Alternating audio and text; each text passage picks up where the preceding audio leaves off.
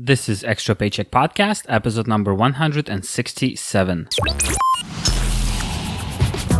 You're listening to Extra Paycheck Podcast, where you will learn how to build and grow your own successful online business. Now, here's your host, Alex Soul. Welcome to yet another episode of the Extra Paycheck Podcast. This is episode number 167, and today's special guest is Robert Glazer, founder and CEO of Acceleration Partners, where they help companies launch and manage affiliate programs. Really cool episode ahead of you, so enjoy today's show. Hi, Robert, and welcome to the Extra Paycheck Podcast. Thanks, Alex. Excited to be here. Please tell us a little bit more about yourself and what is that you do as a business. Sure. I'm the founder and CEO of Acceleration Partners. We are the largest independent performance marketing firm in the U.S. and probably one of the biggest in the world now. And we help companies launch and manage affiliate programs and connect with publishers and grow their business on a performance basis. Mm-hmm. That sounds awesome. So just to clarify, you are helping businesses get into affiliate marketing, as in find affiliates to promote these businesses, right? Yeah, we help them build the program. So pick the platform, recruit the publishers, work with them, get them the offers and campaigns that they need. And some of these programs may have 10,000 partners in them. So it's a fair amount of ongoing work and communication. It's kind of like it's managing a channel in a sense. Mm-hmm. And that's very interesting. And I'm just curious how much demand is there for your service, as in people seeking you rather than you finding these leads and finding clients? Yeah, we're almost all inbound. We don't do any out. We do a lot of content marketing and go to conferences and stuff like that. But most of our business is word of mouth and referral. We don't have any cold calling or calling on companies. Mm-hmm. That's really awesome. And what's interesting that I've had quite a few different companies that do completely different things on this podcast in the past, I would say, half a year. And many of them shared the same kind of strategy, if we could call it a strategy, that they don't really, do any marketing. People just come to them because service is that good and need it. Yeah, we had an advisor once who called it the barbell strategy. He said, look, you have good marketing and excellent delivery, and that sort of eliminates the need for having to do a lot of selling. There's a quote that I'm going to screw up now, but it's something about like advertising is the price that you pay for a poor product. So I think if you have a great product as a product firm, if you do a great job as a service firm and you keep your people and your clients happy, I mean, that should be the best source of referrals. Otherwise you're raising tens of millions of dollars and hiring a sales team and calling on people all day, and then it just becomes a leaky bucket that you're trying to fill. That's a very interesting look at that. All right, Robert, so please tell us a little bit more on how you got started. How did you get into this kind of business? I had started a newsletter about probably 10 or 11 years ago, and I was sharing product. I'd had kids, and people were asking me for product referrals, and I was sharing it with friends. And then I learned a little bit about search, and I realized, Amazon had an affiliate program, and you could link to things and get paid. And then I realized that there was definitely more people that I didn't know that were looking or maybe searching for these sort of reviews than I was sharing with my network. So I got good at search. I built up that site. I really learned affiliate marketing from the aspect of a publisher, and then was in touch with some companies as a publisher who were looking to build out their programs, and one in particular called Tiny Prints at the time went on to become very large and sold for several $100 million to Shutterfly. We ended up launching their first affiliate program and had it really focused on bloggers and content-oriented affiliates at a time when people were focused a lot on coupon and loyalty, and had a lot of people go on from that company to other companies and would call and say, hey, we want to build something like that program that we built at Tiny Prints. And so I went from doing them myself to hiring people to building a company that could do that.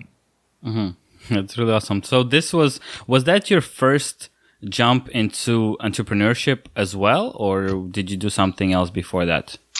Yeah, that was, I started two companies actually at the same time. I started I quit my last job, I think I was becoming close to unemployable. As someone once warned me, I would be, given my entrepreneurial tendencies.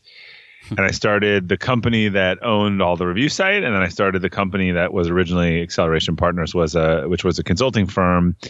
And they sort of morphed over time, and that the more I learned about marketing and affiliate and acquisition, then we started to do that in Acceleration Partners. And about 7 years ago, that's really what we started doing full time and build programs around that. Mm-hmm. Yeah, that's. Thank you for sharing that. And Robert, so I have a natural question here. Since you said you started about 11 years ago with that newsletter, and looking at you now, being the founder and director of Acceleration Partners, a lot of people started something similar as you did back in the day as well, let's say 10, 15 years ago.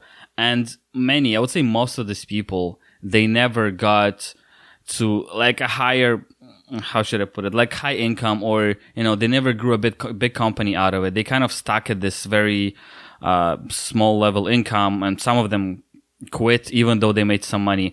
What do you think separates you from all these other people that, have been doing the same thing that you've been doing, let's say, for the same amount of time, yet they haven't succeeded, or they weren't capable of growing their company or their business to a much higher level as you did?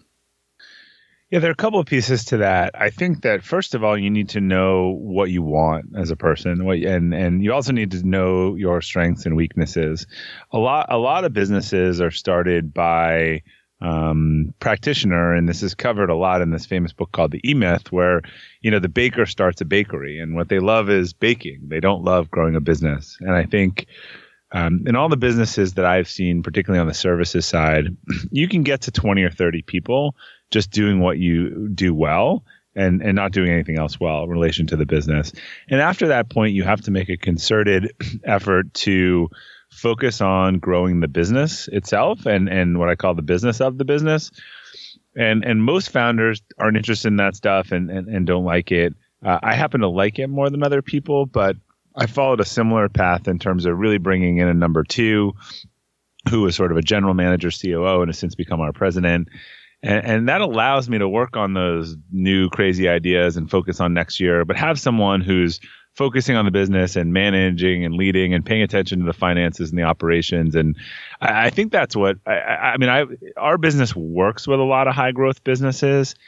And that's one of the things that I've seen, particularly with creative led founders, is that the whole business is about the product and things like cash flow and HR and culture, and they're all sort of deferent to the product. And that works initially, and that gets you off the ground. But once you have to build a real business, if you have 40% turnover and you don't have enough money and you have terrible operational procedures, that is the stuff where a hot product or service will kill your business. And I think there's a lot of people whose business has just gotten bigger that they want, and they're afraid to, or ego lets them get in the way and saying, look, I'm not good at this stuff. I want to be the product person, or I want to be the visionary person. I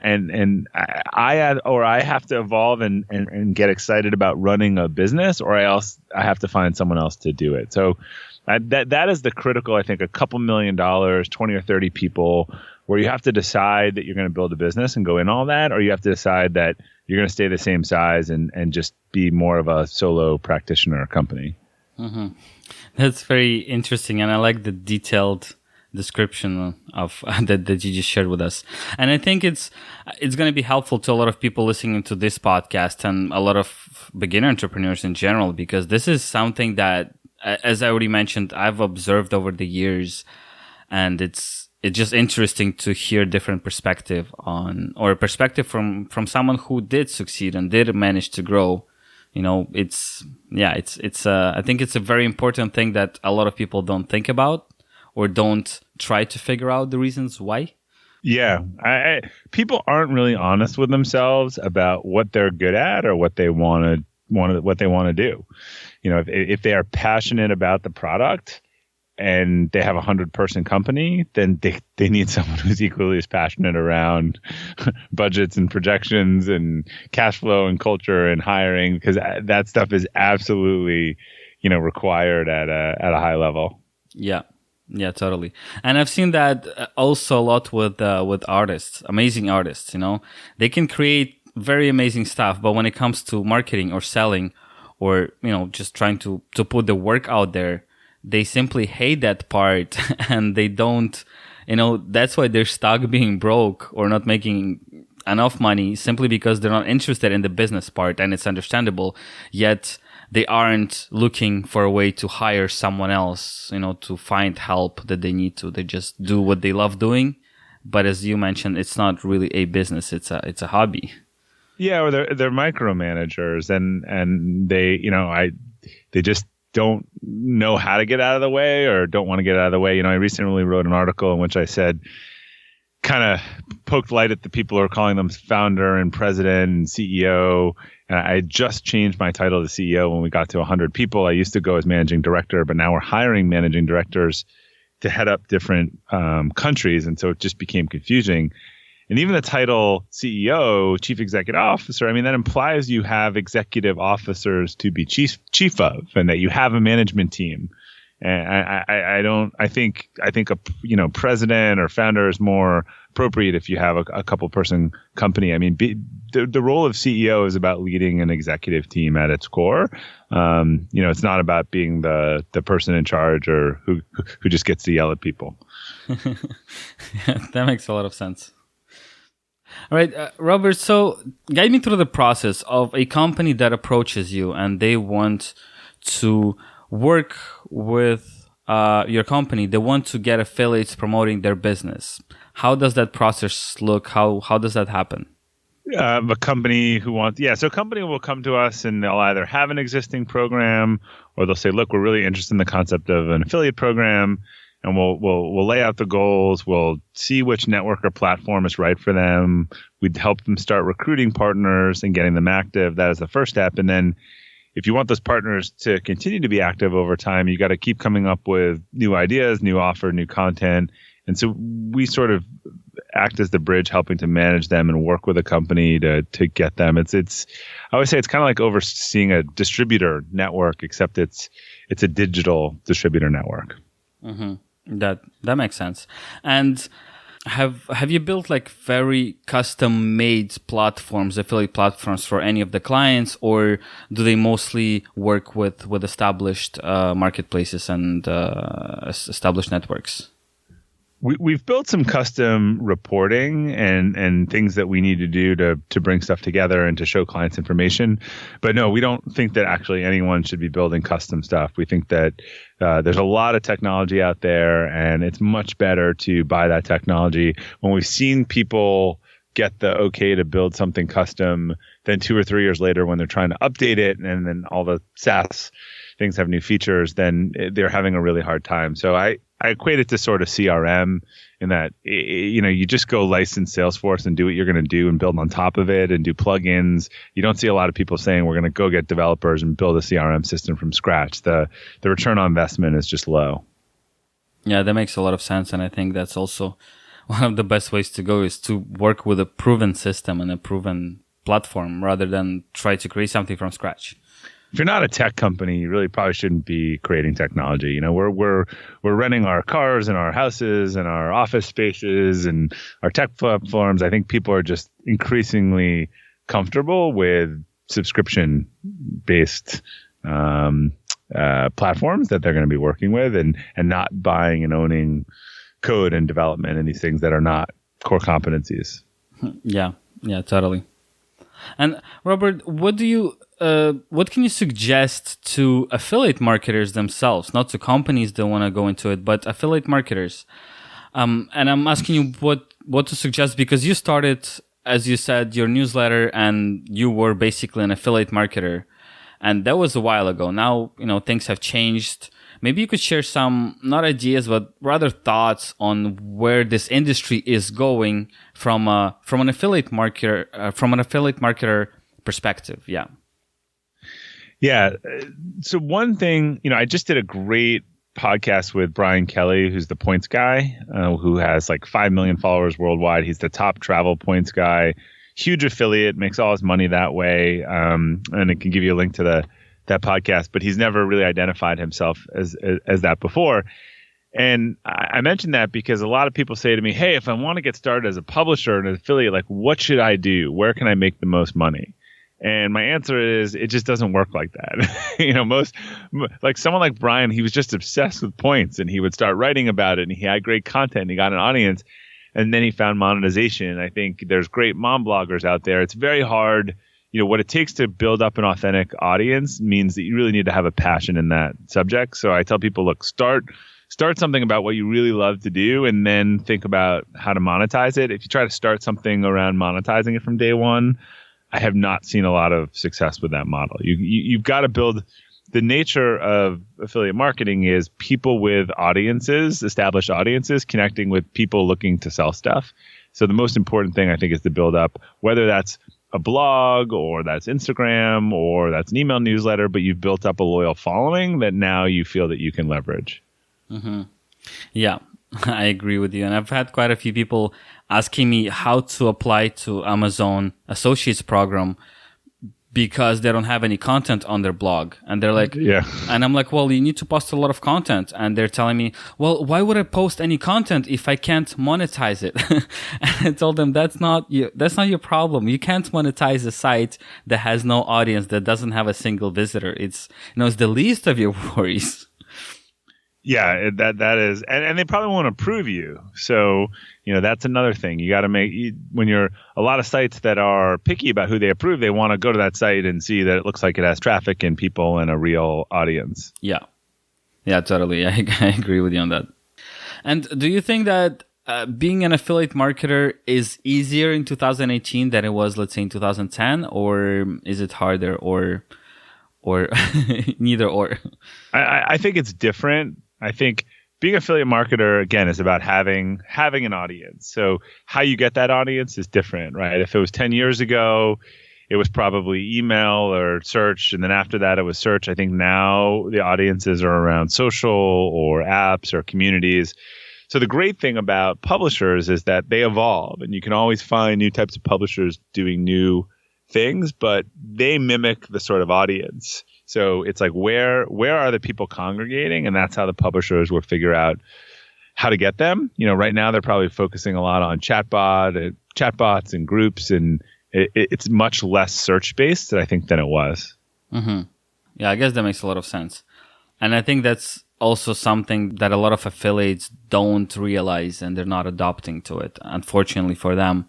Yeah, a lot have been crowded out of search by the large players and paid search. So, look, they realize it because it hits their wallet. The question is whether they know how to do anything else, right? If that's all you knew how to do, then that's hard. Then it's sort of like the horse and buggy gets replaced by the car, which gets replaced by the flying car. It's not very often that the same person in one phase ends up leading the next phase. Mm-hmm. Yeah, I guess, well, my feeling is, and I guess you agree on that in 2018, as you already mentioned, it's more about building these audiences which are not built by, using Google search as we used to do it, or, creating blogs and doing newsletters. That's not how you build an audience anymore. That's the way it was. And now I guess that social media is much, much more important. I guess the much bigger player than the search and blogging and any of that. Yeah, the one that probably actually hasn't changed that much and is always overlooked is email. I think that there are some people out there that have million email lists and authors and stuff, and they really are. We're part of a company where authors are helping people sign up to a subscription service, and they have massive conversion rates. So I do think that if you've had a good following and you have an email list, that can work as well as it did before, obviously with a certain demographic. But it's interesting. It's in some ways it's similar, and in some ways it's different. But email marketing, I think, has been pretty constant, while some other things have come and gone. It's often overlooked, but it's continually, I think, one of the top performers.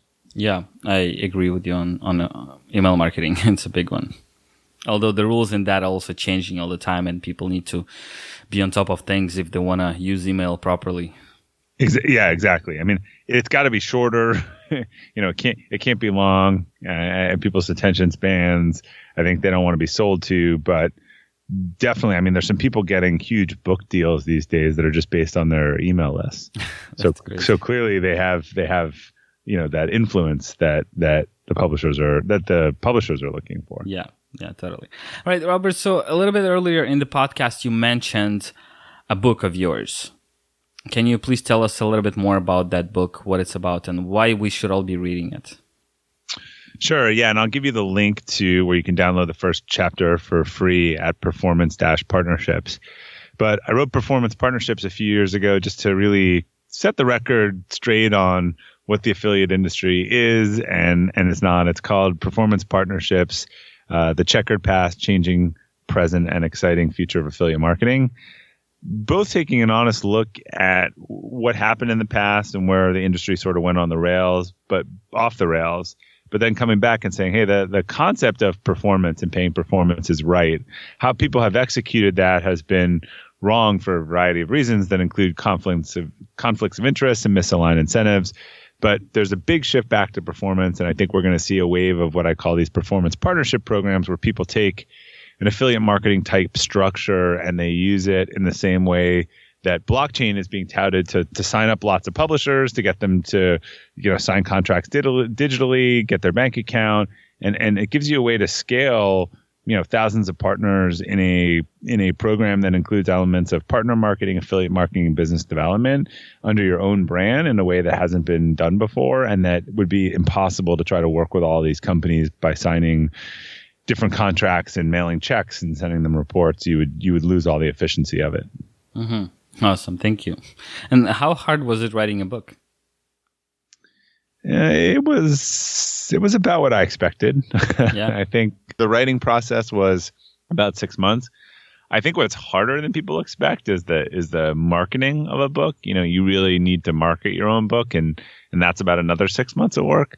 So the writing was what I expected. I think the marketing is probably a lot of people think that they just launch a book, and even if you get a great book deal, the publishers are looking for you to do the marketing. And I've talked to some people like, I launched my book and no one's buying it, and it reminds me of the Field of Dreams. If you build it, they will come.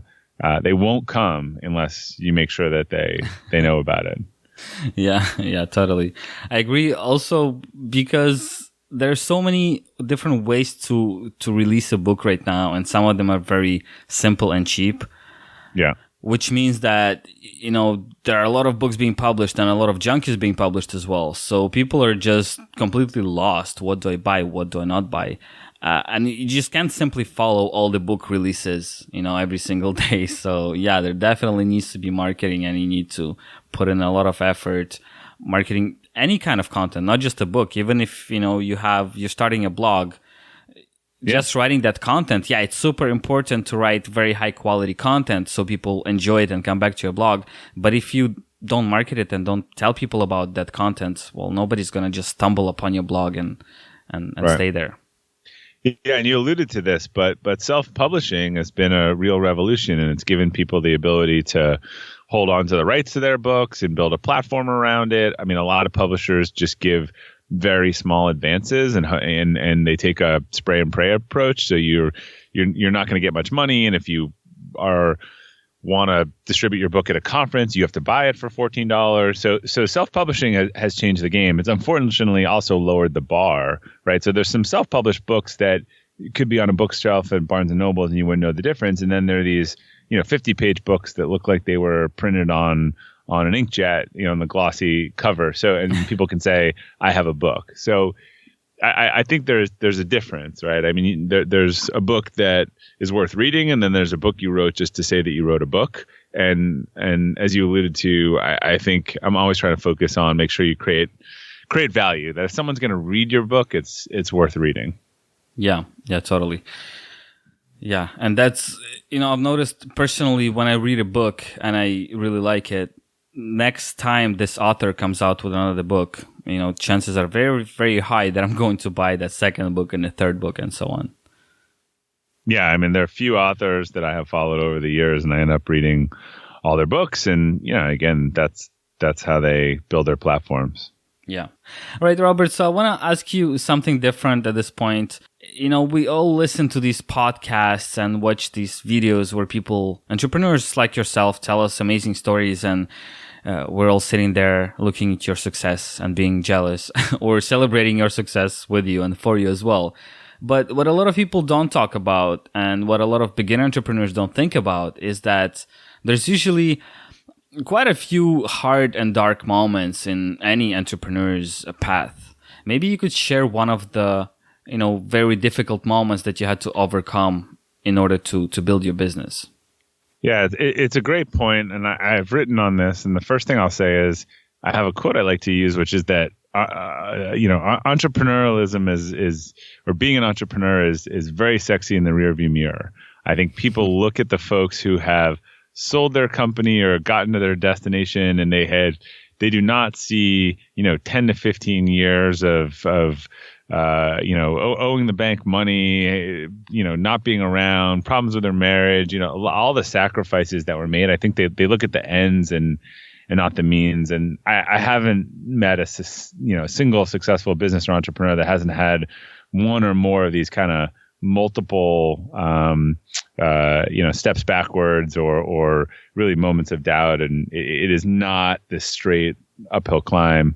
In fact, I tell a story of, I have a friend who sold his business, and I saw his wife the day they signed it, and they were all excited, and we were sharing a drink with them. And she was saying that the last time she had been in the lawyer's office that they were in to close the deal was 6 or 7 years ago, when they were dealing with a potential bankruptcy and their house was on the line and all these things, and the stuff that no one, ever sees. So there's a lot of trauma that goes on behind the scenes.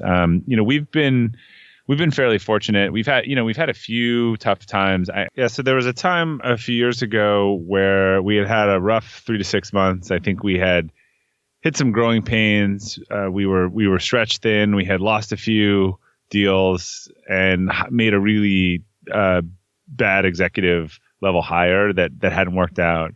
And everyone was just sort of drained and doubting ourselves. And actually, we have a board of advisors, and I think this was a good reason to have it. And I remember, walking into the meeting and going through it, and then sort of taking us aside afterwards and saying, "You guys have totally lost your mojo, and you need to get it back. Sort of pick yourself up off the floor, go do what you need to do, and come back next time like we normally see you." So it was.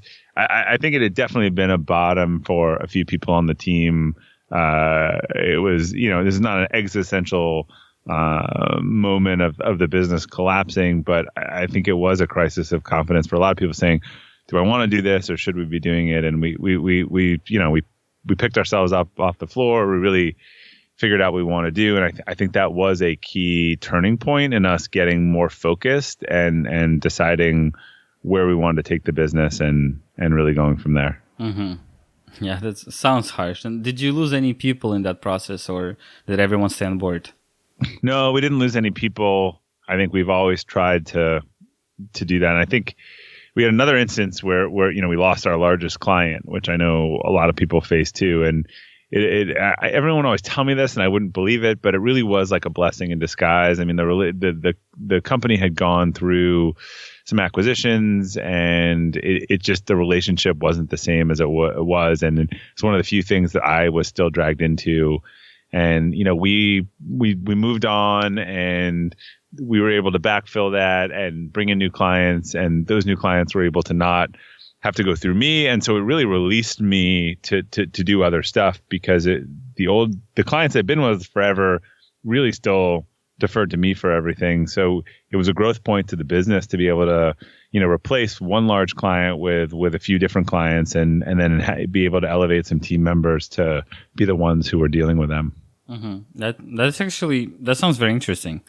I've heard from a lot of friends that losing that sort of legacy big client it was never fun, but it was a key turning point for the business, where they weren't going to let it go. But once that they knew it was over, it allowed them to do some of the things that they really knew they had to do, and they just hadn't done.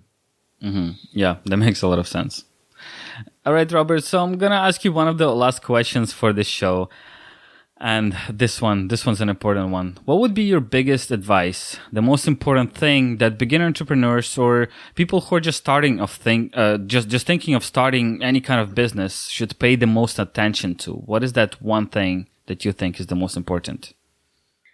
I think of themselves. The businesses that I have seen that are successful and really have sustained for the long term have these founders and entrepreneurs who are very clear about who they are and what they want, and that are authentic, and what you see is what you get. I think there's a lot of people doing things because they're trying to make someone happy, or doing it for the wrong reasons, or aren't clear what they actually want. They're raising venture capital because their friends doing it, they're going to grow a business, but really that's not what they want. So I think the key to really growing a business is figuring out yourself, figuring out your core values, figuring out what you want. And then the business will come from that, because if you're growing a business that is incongruous with what you want, then something's going to break along that path at some point. Mm-hmm. Awesome advice. And do you think there is a way, or do you have any tips or strategies or resources on how one can figure out who they are, what they want, and why they're doing that business? Yeah, well, I built a tool on that. If you haven't done any exercise around sort of inner leadership or finding your core values, I did build a tool on this. So if you go to Friday Forward, which is actually FridayFWD.com, see something called the Whole Life Dashboard. I've actually pulled together a bunch of questions and words and best practices on this process of figuring out your core values and starting to think about where you want to be in 5 or 10 years. And it's actually a tool that I use on an almost daily basis to kind of go over my plan each day and week and make sure I'm aligned. I try to make sure that what I'm doing for the day is aligned to what I need to do for the quarter, which is aligned to what I said I wanted to do for the year, and so on and so forth. That's the surefire way from what I have seen to make sure that you get where you want to go, which is choose to do things that are in the direction that you're wanting to end up in. All right. And that's FridayFW.com, right? FWD, like forward. FWD. If you Google Friday Forward, it usually comes up first or second too, and it's called the Whole Life Dashboard. You can search for it as well. Awesome! Thank you so much for sharing that tool, and I'll make sure to include it in the show notes, and I hope people will check it out.